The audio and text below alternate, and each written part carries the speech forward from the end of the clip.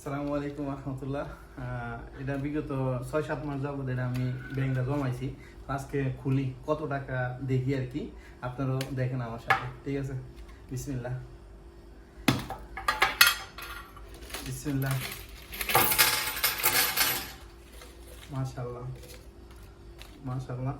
এখানে Saudi Real আছে, Qatari Real আছে, ওমানি রিয়াল আছে, ইমারাতের দেরহাম আছে, আবার বাহারাইনি টাকা আছে আর কি। তো এখানে কুয়েতি দিনার আছে। তা আলহামদুলিল্লাহ অনেকদিন যাবো এটি জমাইছি।